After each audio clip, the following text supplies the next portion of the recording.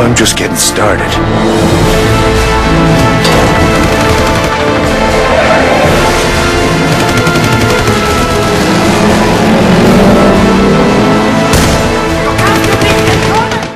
So World War II is obviously a field that's been very well ploughed. So how hard was it finding a kind of a story that hadn't been told, as it were? Well, I mean, the initial inspiration was off of a real character, somebody named William Grover Williams, and this daredevil race car driver for the Bugatti racing team. And it was initially this great piece of inspiration, and we started with that as the key concept, and looking at movie reference like Indiana Jones and things like that, where the Nazis exist and they're great bad guys. Who doesn't love shooting Nazis in the face? It's awesome. So I never get tired of it. No, it's awesome. And so I drive over them every day when I'm at work, and I giggle with glee. And they're just great villains. And so we really spent a lot of time really trying to craft that story and making Sean's vengeance story have a meaning and make Sean's character have meaning, but still tying in these classic Nazi villains that are just great to fight against, really.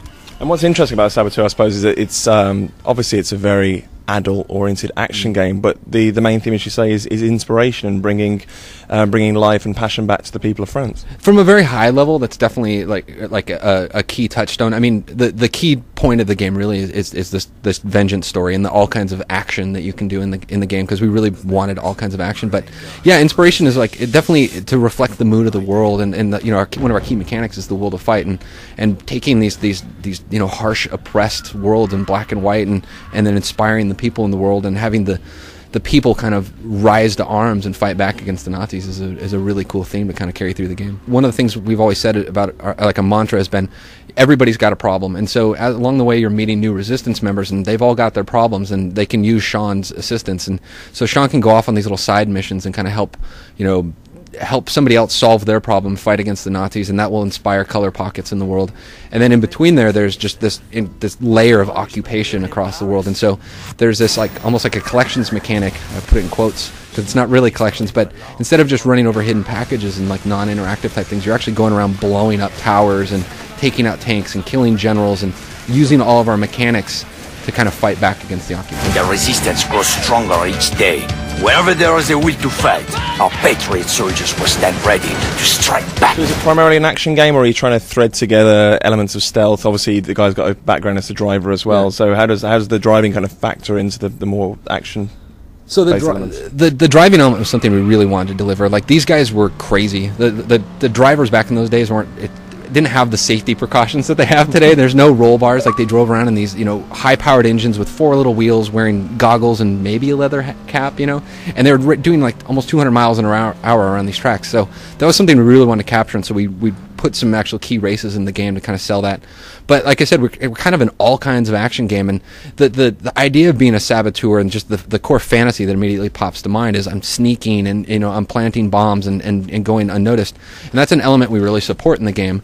But at the same time, we want to push everything to this big action, and so we actually kind of blend back and forth and actually let the player kind of dictate how they want to play. We're never, because also at the same time we're not a level-based game, and so we can't have this very linear hallway all the time where we know where every Nazi patrol is going to be and sneaking past it's going to work. The player often has 360 degrees plus this whole vertical element to get in, and so we have to support all of those ways for the player to get in. So the player can just go in how they want. It's going to be harder at times if they try to go in with guns a-blazing, but again, we support letting the player play the way they want to play. I also noticed that it seems to have a very it's obviously a very mature setting, very mature action, but it didn't seem particularly gratuitous or overt. So we saw him walking through a burlesque club, and there was just nudity on display, but it wasn't treated like, oh look everyone boobs. Do you think that's really the way that games should be going, is that they approach these mature elements, but they don't just make that a feature? It just feels natural within that world. I think in the world that we've created, it really feels natural. It's definitely something that we did intentionally to kind of help separate ourselves again from the World War II genre. It's like you don't really see that in other World War II shooters. So it was something that we did to kind of heighten the fantasy. And Paris has this inherent kind of sexuality, just the thought of Paris. And so it really just felt like it belonged in our world. And yeah, we aren't really just shoving it in your face. It's on screen, and it's kind of up front and center sometimes, but it is something that's just it's in the world. It exists. Sexuality's there, and Sean's kind of his macho, I guess, a little bit personality is something that kind of plays into that as well. I was going to say, Saboteur looks like a very, very ambitious title. It's obviously an open world sandbox title, but it's also taken a very bold graphical direction. I find it interesting. I mean, were you influenced all by Akami and the way that kind of that world evolved as you kind of brought life to it? It wasn't something I'd say played a direct influence, but it was something that, you know, we talked about. It was mainly the influence was really just kind of more for a cinematic nature. And, you know, you look at this before we even got to go there, just look at Paris, and it's in our heads it becomes this vibrant, beautiful city. And like you look at a movie like Amelie, and this is where the moment really happened, was like watching Amelie, and it's like beautiful and colorful and happy, and that's the world we want to kind of represent pre-war.